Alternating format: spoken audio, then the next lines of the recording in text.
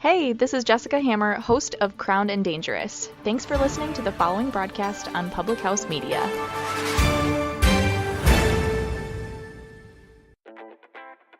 This is John Lauder, host of The Cheap Seats here on Public House Media. Thanks for listening to the following broadcast on Public House Media. Once you're done with this episode, I hope you'll come check out my show, The Cheap Seats, where we talk about sports from the fans' perspective. A new show comes out every Monday. Don't forget to subscribe on iTunes so you never miss an episode of The Cheap Seats. Thanks again for checking out the following broadcast on Public House Media.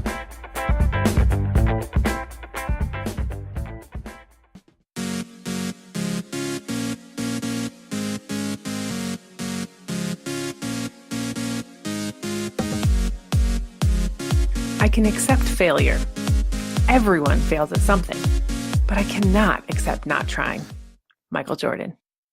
Good morning. Welcome to Public House Media. Welcome to Choose to Rise. I am so glad that you're here with me today. Today, we're going to be talking about 4 steps to failing forward. Yep, you heard it. Failing forward.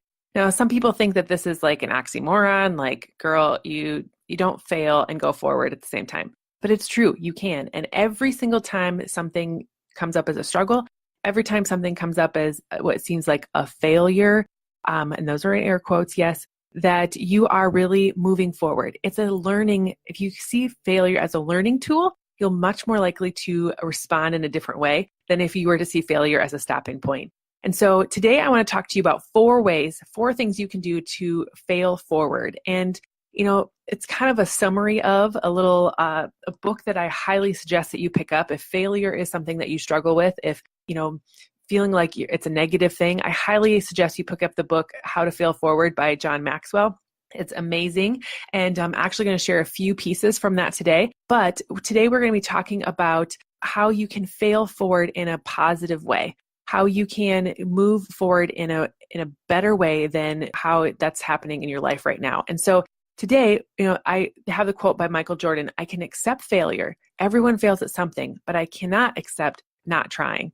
And when you give up trying, when you don't go where you're wanting to go because you feel like it's going to be a failure, or it's going to be something like is that you're just not good enough, you take yourself down a negative rabbit hole. But I want you to look at failing forward. I want you to look at it as failing as a long way to learn from your mistakes. How could you improve? What could you learn from it? How are you going to make it better next time? And when you can focus on the positive, make things tangible in a way of like, what can I learn from this experience? It always makes things a lot better to move on with, and it makes it easier to move on from. So the first step and first thing I have for you today is take risks. It's okay to fail as long as you're learning from it. Then going back to embracing the notion that you can take more risks because you're going to learn from it. And the newfound attitude gives you tremendous permission to try new things and see if they'll work. If they don't, then at least you've tried and you've learned.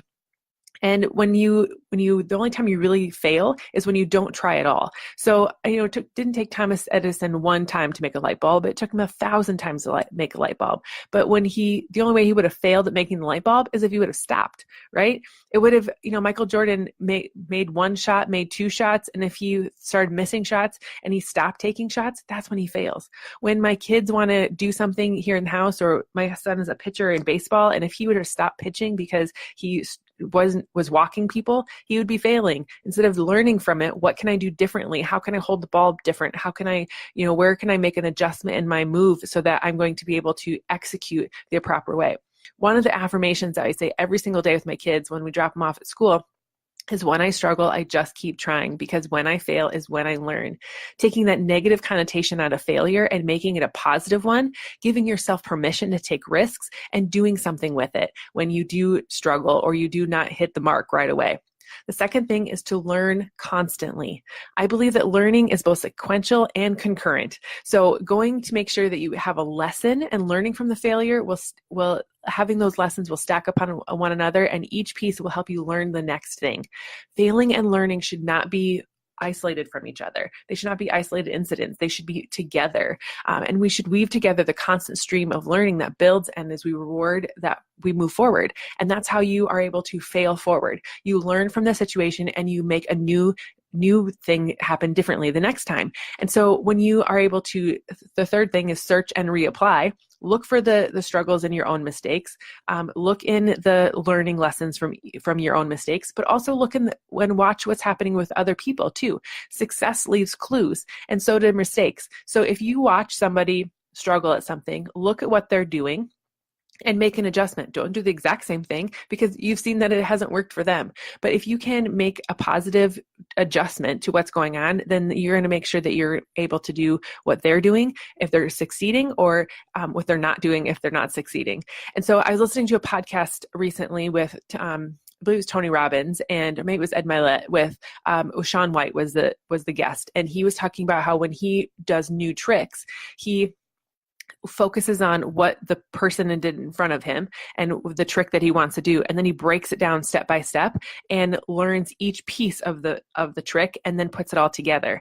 Now he watches other people, he figures out what they're doing, and then goes and tries it himself until he's successful. He evaluates every time he goes down what he did differently, what he could have done differently, and then adjusts and redoes the move again until he's good at it, until he's the best at it, until he can reapply it and put it into practice in his competition. That's what failing forward looks like. It means falling down and getting back up. It means looking at analyzing all the steps and making sure that you're making a new choice next time and not the same thing over and over again. The third thing to do to fail forward is search and reapply. So it's kind of what we just said. Always going forward with that. And the fourth one says accept failure. This one is the hardest, and for sure sometimes not the one that I'm always easy to do. And it's not easy to fail. It's not easy to struggle and be in the situation where you didn't do something right. Like nobody likes to not perform, right? But if we reteach ourselves about what failure means, it means that next time we're going to be successful. It means next time we can do something different and might find success that way. And if we start looking at failure as moving as a part of the natural path to success, instead of looking at it as a stop sign, instead of looking at it as something that is going to keep us from doing something, we're definitely going to be able to move forward in a more positive way. So I'm learning that failing forward on a daily basis is not only good for myself, but it's good for my team. It's good for me as a business leader. It's good for me as a mom. It's good for me as a role model for my kids and for the people around me.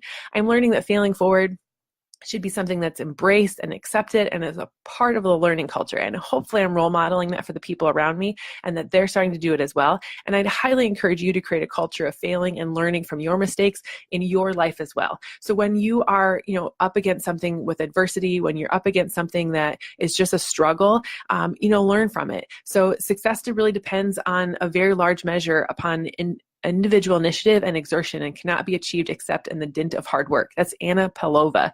She talks about failing at something and at a move when she was trying to learn something, and she says, when I struggle with it, but I need to keep working on it, because success depends on a very large measure of individual initiative and exertion, and it cannot be achieved except if you're working hard for things. And so go after it. Don't be afraid of what's in front of you. Don't be afraid of failure, because fear is a thief of all dreams. And when you can move forward in a positive way, when you can, look at the remaining 10% of our fears, Dennis Waitley says of the remaining 10% of our fears, only 4 to 5% are real and justifiable.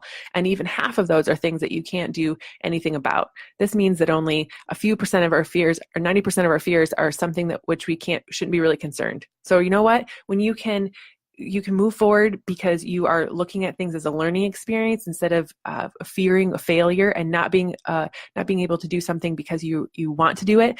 Failure and doubt and self-limiting beliefs are 90% of the reason why people don't move forward.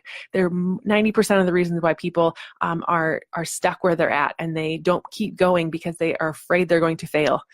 Why? You get to look at failure as a good thing. Look at it as a learning experience. Look at it as a positive thing moving forward. Looking at it as it taking effort and moving forward, and you're going towards your goals and your dreams. That's what I want you to look at failure like today. I want you to step forward. I want you to get John Maxwell's book. I want you to listen to it on Audible or sit down and read it. I want you to start reframing your mind and your brain about what failure is, how it is impacting your life, and how you can make a choice to do something different with it.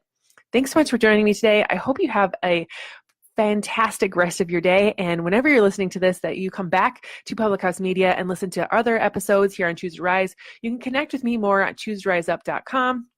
and learn more about what I do on a daily basis, as well as find more past episodes and just connect into the tribe and be a part of it. You can also find us on Facebook, Choose to Rise Up. And let's be a part of the community. Let's share this with other people and just be a part of something positive in this world. Hope you have a great day.